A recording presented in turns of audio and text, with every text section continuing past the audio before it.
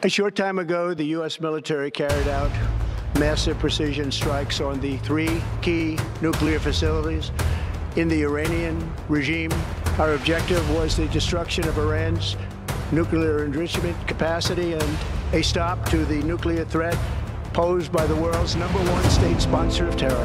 Walang takot na pinasabog ng Amerika ang mga pangunahing pasilidad ng nuklear ng Iran ngayong araw ng linggo. Ang dahilan, matinding paniniwala ng Estados Unidos na gagamitin ng Iran ang kanilang mga sandatang nuklear laban sa Israel. Ayon sa isang pahayag mula sa White House, ang ginawang pag-atake ay isang mahalagang hakbang upang tuluyan mapigilan ang Iran sa pagbuo ng bombang nuklear.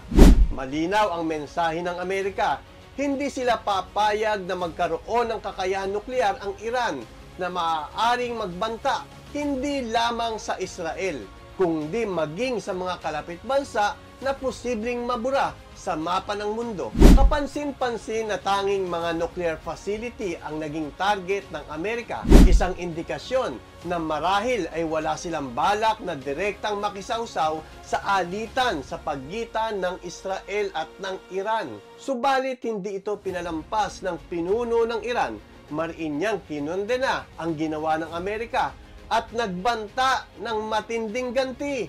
Ngunit ang malaking tanong sa isipan ng lahat, may laban ba ang Iran kung sakaling harap-harapan na nilang kalabanin ang Amerika? Sa diretsahang sagot, malabo, napakalaki ng agwat sa lakas militar, teknolohiya at pondo pabor sa Estados Unidos. Gayunpaman, ang sitwasyon ay maaaring magbago kung sasabak ang Iran sa isang digmaan laban sa Amerika.